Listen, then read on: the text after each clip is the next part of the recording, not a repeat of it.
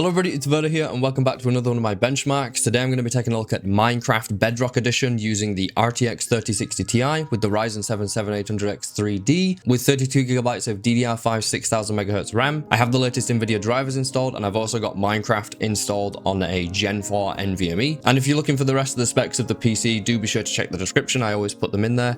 But this is going to be my first time I've ever actually had my hands on and tested Minecraft Bedrock Edition. Let's jump on into the settings to start with, because I have customized them to make it look like my Minecraft in terms of my FOV and stuff. But yeah, we're going to take a look at the settings. Now I am playing this at 1440p, but I'd expect the exact same results or the exact same FPS at 1080p and 4K as well, just because Minecraft without any shaders or anything is so easy to run for the GPU. So we're primarily going to be looking at the CPU here today, no doubt about that. So as for the rest of the game settings here, you can see it's all fancy settings, it's all maximum settings essentially, and the AA is set to 2 by default. I might try experimenting with increasing that later on, but it's set to 2 by default, so that should be okay. Now the only thing I have actually done outside of the game, inside the config file, is I've disabled VSync, because this max frame rate doesn't actually go above your monitor's refresh rate unless you disable the VSync in the config, which is what I've done. So those are the game settings, so let's jump on in. I'm actually going to take you along with me to generate a world, because I want to see how long it's going to take to generate a world here, and this is my first time really seeing this menu, so do bear with me because I do need to take a look. So I'm assuming under cheats I need to turn that on to be able to fly, but this is what we're going to be playing at. We're just going to be playing like this, and I want to see how long it takes to generate this fresh Minecraft world with our setup here. So yeah, it's going to be a bit awkward. How's it going? How's your day been? And you know, we're just waiting for a Minecraft world to generate. That didn't take too long at all. It was pretty good.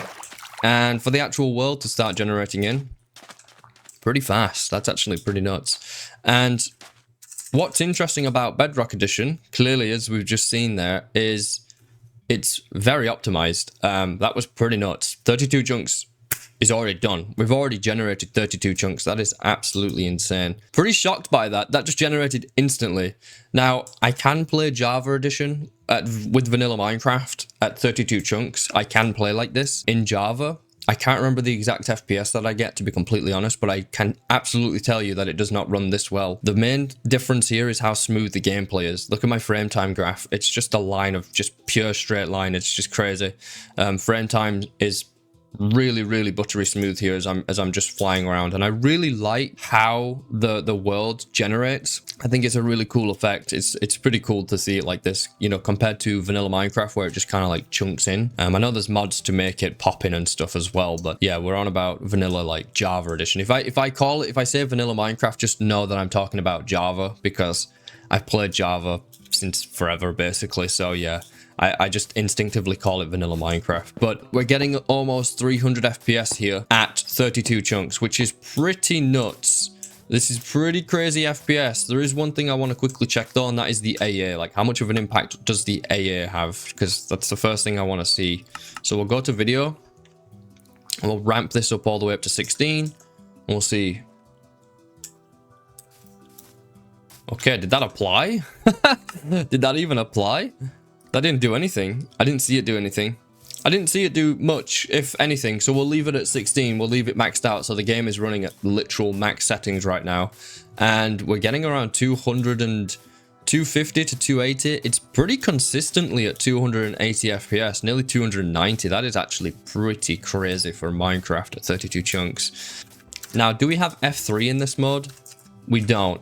If there is a way to show stats on screen and stuff, I'm sorry. I don't know how to do this in Bedrock. This is literally my first time in Bedrock, but we can see how much RAM I am using in total right now while I'm playing, and I'm at 11 gigs, so this is not bad at all. This is actually really good. This is running really good. And what I will do is, I always do this in every benchmark. If you've never seen a Minecraft benchmark of mine, I get an Elytra, because Elytras is pretty much the fastest way that most people are going to travel in Minecraft.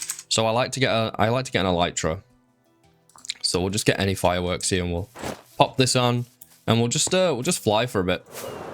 I want to see how well the world can keep up. Now, considering how fast the world generated earlier, I'm going to assume this is going to do completely fine.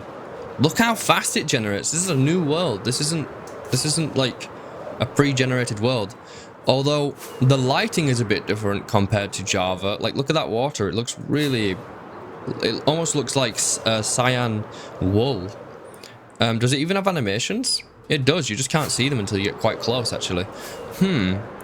Yeah, Bedrock definitely performs way better, but it does look a little bit weird. The lighting is a little bit off compared to Java. Now, I don't know if it's because there's a hidden setting in the menu that I don't know of, but yeah, it's the lighting is a little bit different. And I know this isn't a comparison video between Bedrock and Java, but I am going to make a lot of comparisons regardless, since I've put all of my time in Minecraft for the last 14 or so years, 13 years or whatever, since 2010, into Java edition of the game. So yeah, this is interesting for me to come here and see this, but it's definitely using a lot more of the CPU than Java does.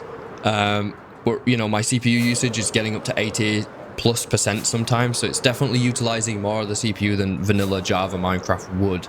This is insane, because even with performance mods on Java, you can't get this kind of performance out of Java Edition Minecraft. You cannot just fly on Elytra and see your full render distance. That is 32 chunks in front of me. That is literally keeping up. The only way that you could do this in Java, I would have to imagine, is if you installed something like Chunky to pre-generate the world for you, but it's not the same because we're currently generating the chunks. This isn't pre-generated, we're generating these as we're going. So Chunky can probably achieve something very similar to this, but it's not the same. You know, it has to generate the chunks beforehand before you can do this. So technically you could do it, but you'll have larger file sizes too with Chunky in Java, because if you're going to generate the world, it has to generate around, you can't just generate one direction with Chunky. You've got to generate pretty much a whole shape. So, you know, going outwards, so your files are going to be massive. But I think that's going to do it for, wow, it doesn't pause. It doesn't pause when you click escape. But I think that's going to do it for 32 chunks. We're going to up this. You know what, we'll go to 45 since it's the recommended amount of chunks. I don't know if this recommends it based on your system or if it's just recommended for Bedrock in general. I really don't know, but we'll give it a try. 45 chunks is still ridiculous, by the way, and you would need some seriously hardcore like performance mods in order to be able to do this with a lot of PCs in Java. And I'm gonna reset my FPS. I know this video is kind of all over the place, but I kind of want to break out of the monotony that I've been getting in with videos, you know, with like, oh, it's got to be set this way. I tried to keep it like set a certain way in my videos, and it's kind of boring me a little bit. So I want to kind of break it up and just, you know, go with the flow essentially. Setting it to 48 chunks, we have lost quite a bit of FPS. We have lost quite a bit. You know, we went from 280 to 180, so we lost 100 frames. So we lost over 1/3 of our FPS essentially. But we did gain quite a bit of render distance. So, and even though we did lose 100 FPS roughly, we're still at 180. It's still ridiculous FPS. It's completely fine for Minecraft. Now I have noticed that like bushes and grass do have a much shorter pop-in range. That's probably how we're getting more performance. You can see that the grass doesn't pop in until we get fairly close. I would say that's about 20 chunks away still, or 16 chunks away, something like that. If I was going to have to guess, maybe 10 chunks, but it's still serviceable. And while we're flying here, we do lose about 80 FPS compared to just landing down. So yeah, we definitely do lose some frames, but we can more than keep up with the world. It's actually insane, or the world can more than keep up with our Elytra. But when we actually land down here, we're playing at like 180 FPS roughly. It does vary depending on where I'm looking, because if I was to do this, you know, or if I was to do this, it's completely like the amount of FPS you get is way higher. So it really does depend where you're looking, because you see, like if I look over there, I'm getting like 240. If I look over there, getting 190, 200, 170 over there. So I've said it in every single benchmark for Minecraft, FPS fluctuates massively depending on what you're doing and where you are, what you're looking at. So it's really hard to benchmark it, but 48 chunks is still completely fine. Still completely fine. So we're 45 chunks, sorry. 62, so double the Java edition, right? That's not double, that's 64. I can't do math. 64 chunks at maximum settings. Can it do it? 64 chunks, I believe, is the maximum that you can get with Optifine. Could be wrong on that one, but I believe that's the maximum for Optifine. Sodium goes up to 32 at least. Mine does at least. So getting around 80 to 90 FPS, 100 FPS, depending on where I'm looking. And this is completely overkill, obviously. Like, there's no reason to play at 64 chunks most of the time. I would say it's only really worth it if you live somewhere that can actually take advantage of the view. It could look really cool. But for the most part, if you're down here, you really need 64 chunks. Probably not. It's playable if you're down here, but if you start flying the Elytra, like we've seen before, we lose a ton of performance. FPS is not as important when you're flying. I would definitely say being able to see further ahead is more important than having decent FPS when you're flying. I think we can all agree to that, right? Like, you want to be able to see what you're looking at, even if you do lose quite a bit of frames. We are still playing at around that 60 FPS range, but you can see now that my frame time graph is a little bit more stuttery, quite a bit more, to be honest, and I can feel it. It's like, I don't know if you can see this, but it's like stopping and starting. So it's definitely chugging along a bit more here. It's more than keeping up. I can't fault it there. It's the world generation is staying up. I don't know if it's exactly 64 chunks, but it's staying pretty far. So I can't really complain about that. I'm pretty happy with this. We're going to go ahead and go even further. And now for the part of the video that you've probably all been waiting for. We're going to be playing at 96 chunks render distance. And if you can hear some sort of weird drilling in the background, I do apologize. There's some work going on right now and it's quite loud. I'm going to do my best to cut that out of the video, but if you can hear a bit of it, then that's what that is. But yeah, 96 chunks. I'm not expecting much here. And there we have it. That is literally 96 chunks worth of render distance. And look at that FPS. That FPS is pretty abysmal. Then again, we're almost at 100 chunks render distance in Minecraft Bedrock Edition here. So if I land down, oh my God. Did you guys see that FPS just jump up to 70 when I looked at the floor? Look at that. Look how crazy Minecraft is. You can just look at the floor and then just look at the sky. Yeah, that's my FPS. But whenever we're running around like this, because when I do move, I am obviously generating fresh chunks as I'm running around. And since my render distance is so massive, it has to generate chunks in such a wide area that it's struggling here while maintaining all of the chunks that are around us too. So, you know, it's got a lot going on right now at 96 chunks, and you would never play like this. But if for whatever reason you wanted to play at 96 chunks, this is the FPS you would get with the Ryzen 7 7800X 3D. It's not enjoying this, I can tell you that now. When the world was actually generating it, my CPU usage went up to 90% and like 80 something degrees. So it definitely pushes your CPU quite hard. So we're going to do the same Elytra test that we've done with all of them. Can it keep up with the world at 96 chunks? Now, of course, the FPS is awful, so you wouldn't want to play like this. You can see the stuttering is even more apparent now. The starting and stopping is just constant at this point.